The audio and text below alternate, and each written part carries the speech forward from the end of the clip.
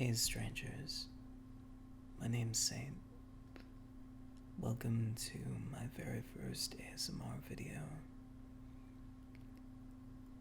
I've wanted to do ASMR for quite some time, and I finally got this Blue Yeti microphone. And so I'm going to be reading some poetry and see how it goes. Tonight we are going to be reading some poems from White Buildings by Hart, one of my absolute favorite poets. The Blue Yeti is super sensitive, and I love how you can hear every page turn.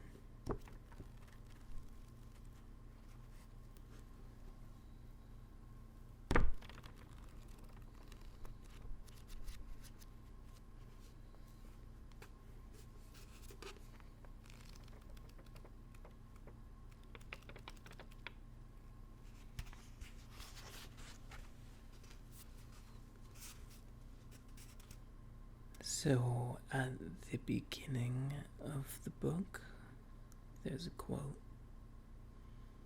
Pardon my French. Ce ne peut être que la fin du monde in avançant. And I believe by Rimbaud. And I believe that means something like, at the end of the world, let's go.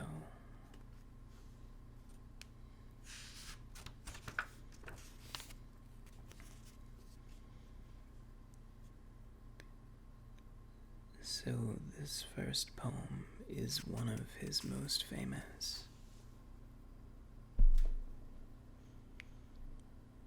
It's called Legend. As silent as a mirror is believed, realities plunge in silence by. I am not ready for repentance, nor to match regrets, for the moth bends no more than the still imploring flame, and tremorous in the white falling flakes, kisses are the only worth all granting. It is to be learned, this cleaving and this burning, but only by one, but only by the one who spends out himself again. Twice and twice, again the smoking souvenir, bleeding eidolon, and yet again, until the bright logic is won, unwhispering as a mirror is believed. Then, drop by caustic drop, a perfect cry shall string some constant harmony, relentless caper for all those who step, the legend of their youth into the noon. This one is called Emblems of Conduct. By a peninsula the wanderer sat and sketched the uneven valley graves, while the apostle gave alms to the meek. The volcano burst with sulfur and orite rocks for joyrides in stupendous coverings, luring the living into spiritual gates.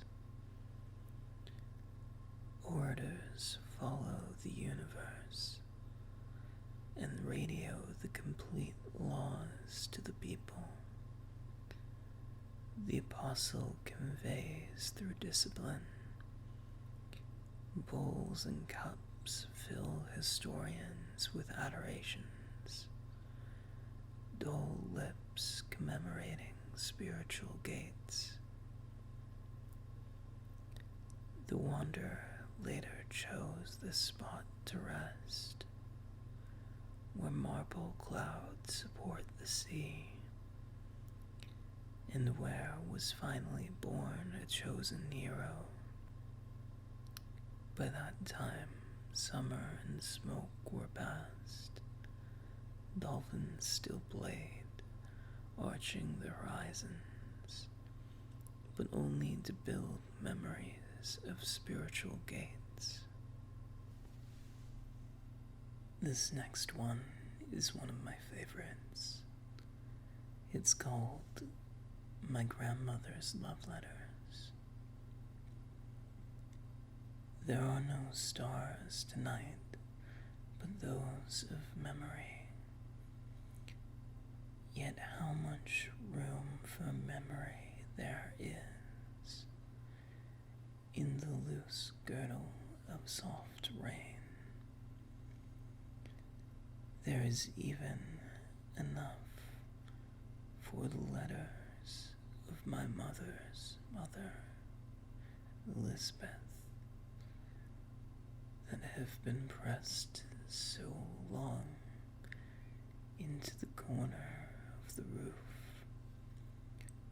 that they are brown and soft and liable to melt as snow.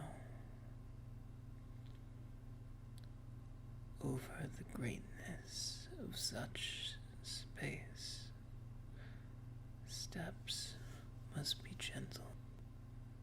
It is all hung by an invisible white hair. It trembles as birch limbs whipping the air. And I ask myself,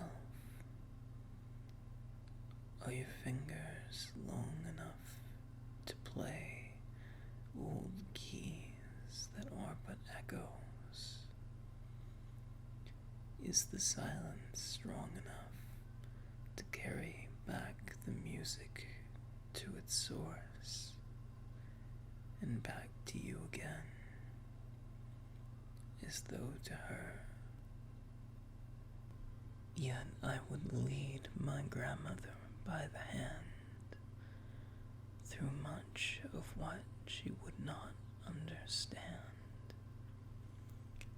And so I stumble, and the rain continues on the roof,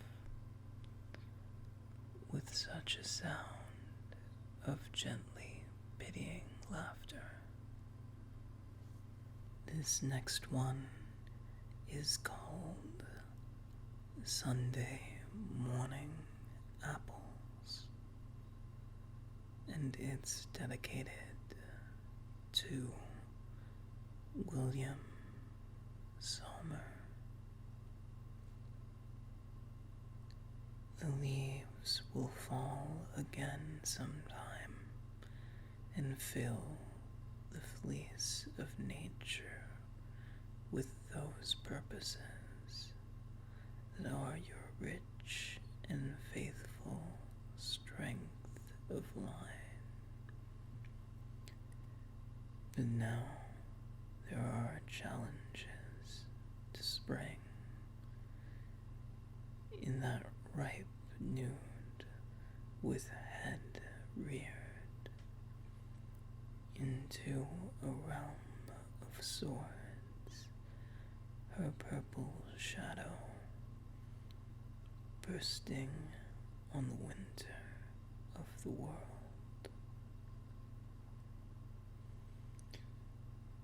From whiteness that cries in defiance to the snow,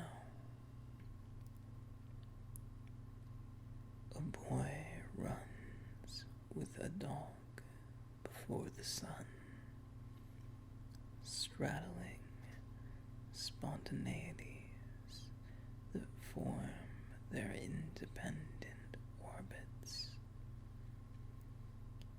their own perennials of light. In the valley where you live,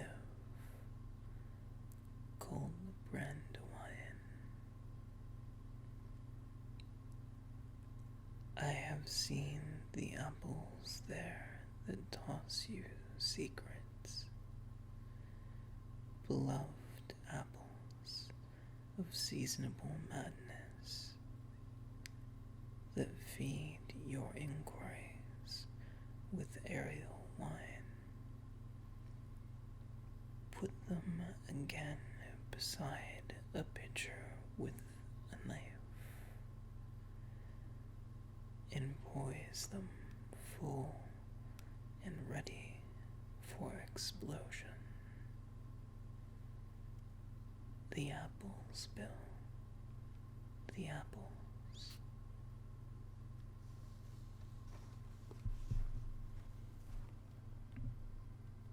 This next one is called Praise for an Urn,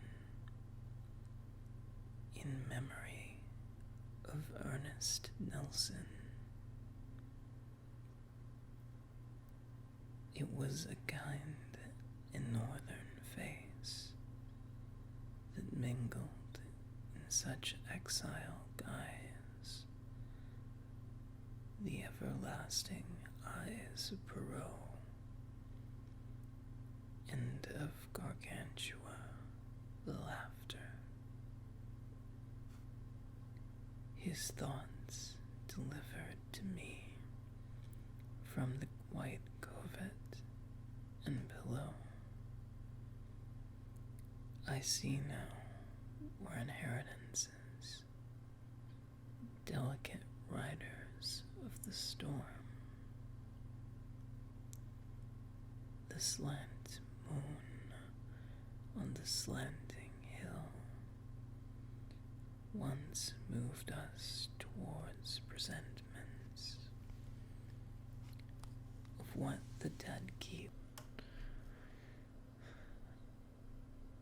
The slant moon on the slanting hill once moved us towards presentments of what the dead keep, living still in such assessments of the soul as perched in the crematory lobby, the insistent clock commented on, touching as well upon our praise of glories proper to the time. Still having in mind gold hair, I cannot see that broken brow and miss the dry sound of bees stretching across a lucid space. Scatter these well-meaning idioms into the smoky spring that fills the suburbs where they will be lost. They are no trophies of the sun. This next one is called Garden Abstract. The apple on its bough is her desire, shining suspension, mimic of the sun. The bough has caught her breath up, and her voice, dumbly articulate in the slant and rise of branch on branch above her, blurs her eyes. She is prisoner of the tree and its green fingers. And so she comes to dream herself the tree, the wind possessing her, weaving her young veins, holding her up to the sky and its quick blue, drowning the fever of her hands in the sunlight. She has no memory, nor fear, nor hope beyond the grass and shadows at her feet.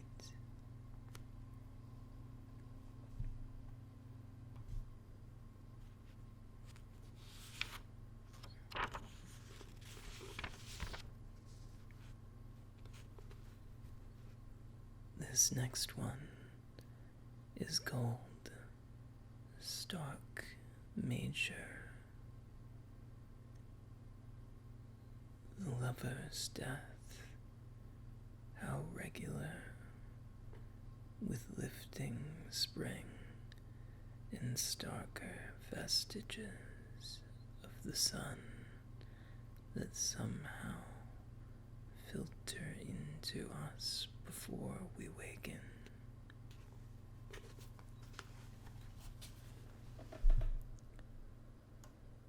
Not yet is there that heat and sober vivisection of more clement air, that hands joined in the dark will answer. After the daily circuits of its glare, it is the time beneath. It is the time of sundering beneath the green silk counterpane. Her mound of undelivered life lies cool upon her, not yet bane, and she will wake before you pass, scarcely allowed beyond her door, and every third step down the stair until you reach the muffled floor will laugh and call your name while you, still answering her faint goodbyes, will find the street only to look at doors and stone with broken eyes.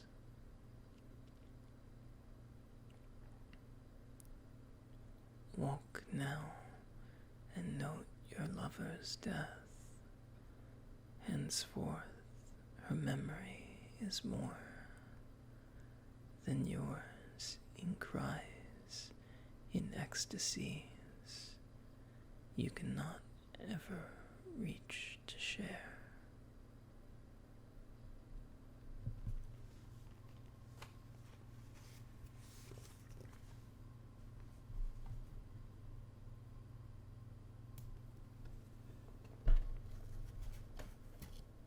This next one is called Chaplinesque. We make our meek adjustments, contented with such random consolations as the wind deposits in slithered and too ample pockets. For we can still love the world who find a famished kitten on the step and no recesses for it from the fury of the street, or warm, torn elbow coverts. We will sidestep into the final smirk, dally the doom of that inevitable thumb that slowly chafes its puckered index toward us, facing the dull squint with what innocence and what surprise. And yet, these fine collapses are not lies more than the pirouettes of any pliant grain. Our obsequies are, in a way, no enterprise. We can evade you, and all else but the heart. What blame to us if the heart live on? The game enforces smirks, but we have seen the moon in lonely alleys make a grail of laughter of an empty ash can, and through all sound of gaiety and quest, we have heard a kitten in the wilderness.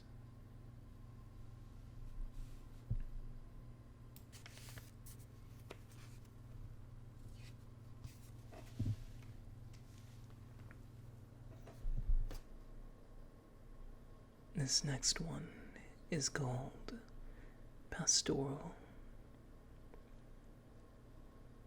No more violence, and the year broken into smoky panels.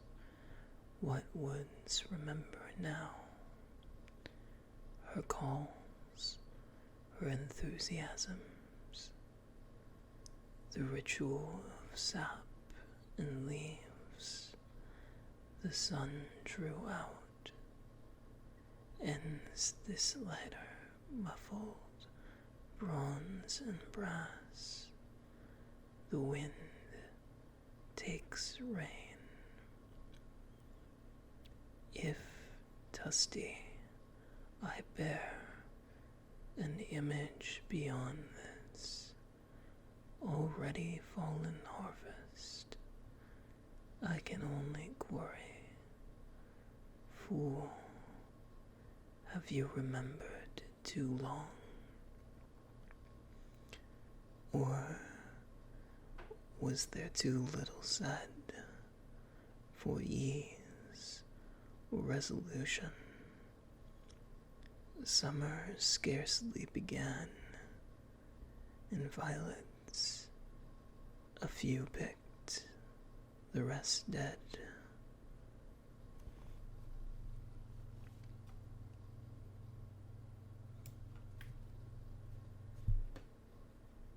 This next one is called In Shadow.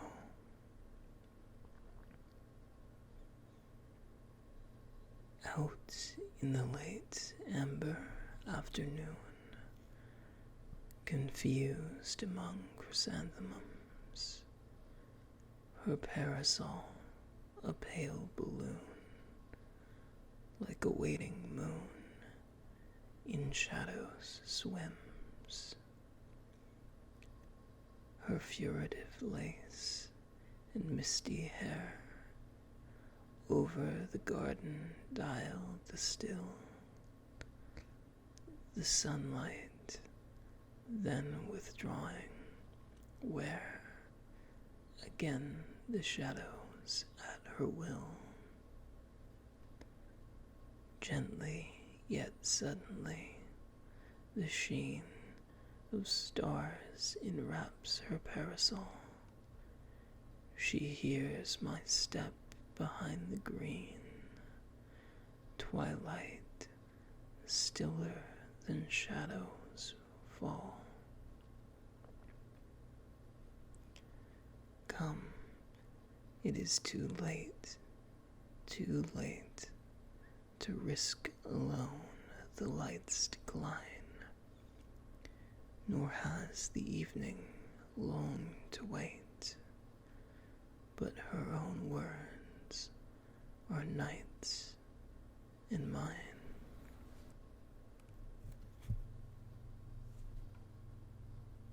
Well, that's it for my very first ASMR video. I hope you enjoy it. If you have any feedback, I'd love to hear it. Please feel free to comment. Thanks.